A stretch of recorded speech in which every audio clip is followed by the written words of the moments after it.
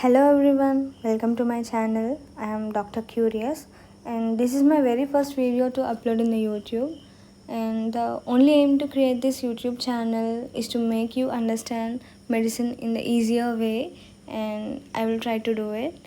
Now today I'm going to say you and explain you about the splints in the orthopedics. So coming to the splints, these are used to immobilize the fractures, whether it may be temporary immobilization as you see in the transportation, and it can be also for the definitive treatment. And splints are also used in infections, and it is also used in the congenital dislocation of the hip. And coming to the types of the splints, there are various types, and here I presented you some of the most important splints which are used commonly in the orthopedics department. The first one is the Kramer wire splint. It is used for temporary splintage during the transportation, and when you see here you can see two thick parallel wires like this, and there are interlacing wires in between them. So this can be bent in different shapes to adjust for the different parts of the body, and it is a very easy to handle in emergency transportation, right? So coming to the Thomas splint, yes, here it is a Thomas splint, and at first it is used by the Thomas to immobilize the tuberculosis of the knee, and now it is also used to immobilize for hip and thigh fractures also, fractures or injuries, etc. So when we see this Thomas splint, it is also known as Thomas knee bed splint. So here we can see a ring, one ring, and two side bars which are joined distally, and here there is a notch at the distal end, and this is this is known as inner bar, and this is known as the outer bar. Now the ring makes an angle of 120 degrees with the inner bar, and there will be a small curvature in the outer bar near its junction with the ring. This curvature is to accommodate the greater trochanter of the femur. I hope you understand it. Yes. How to select the size? So everyone doesn't have the same thigh size and the same length of their thigh. So how to select the size of Thomas knee bend splint?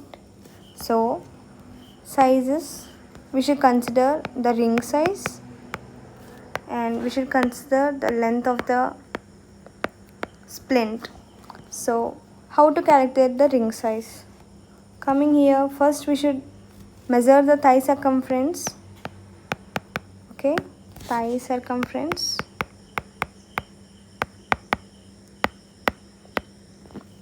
At the highest point of the groin.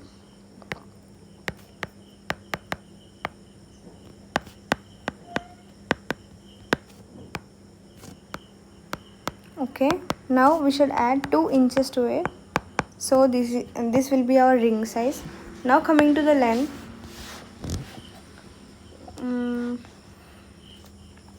from the medial side of the groin,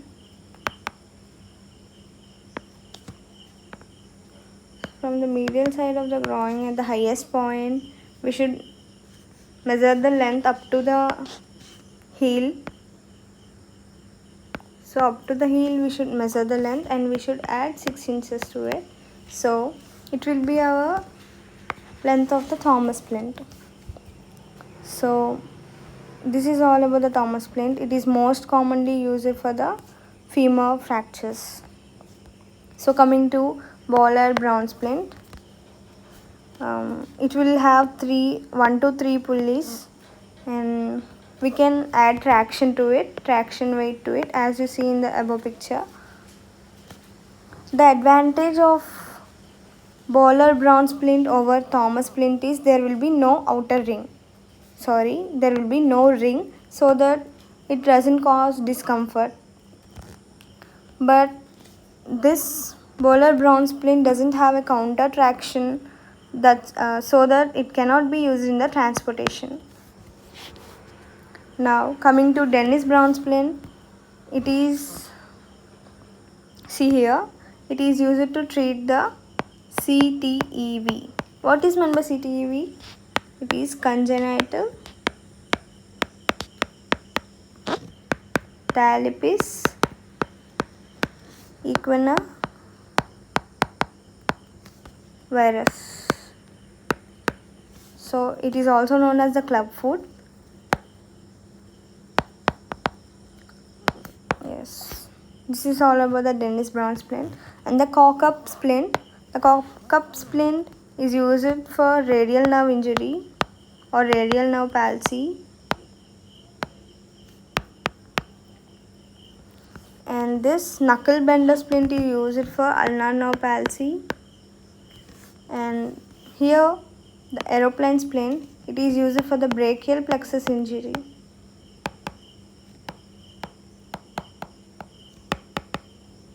So these are about the types of the splints. Now, what care we should take of the patient whom we applied the splints? So we should take care of the patient. Like, first one, we should see whether the splint is properly applied or not, whether it is well padded at the bony prominences and to the fracture side. And second, bandage. The bandage shouldn't be too tight or too loose. If it is tight, we will get sores, and if it loose, it is ineffective, as we know. And third one, we should ask the patient to exercise the muscles and joints inside the splint.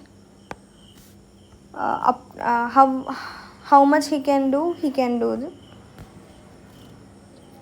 And fourth one, whether there is any nerve or vessel compression, we should see and detect it early and manage it appropriately. The last one is to daily checks and adjustments whenever possible and if required. And we should also use regular portable x-rays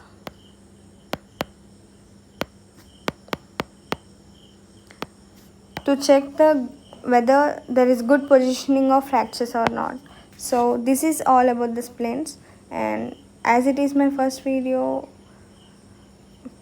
I doesn't think that this is up to the mark, but I hope it helps. So please comment down for your views and any recommendations or any suggestions. Please suggest any topic you need from the MBBS, and I'm happy to teach you. Thank you.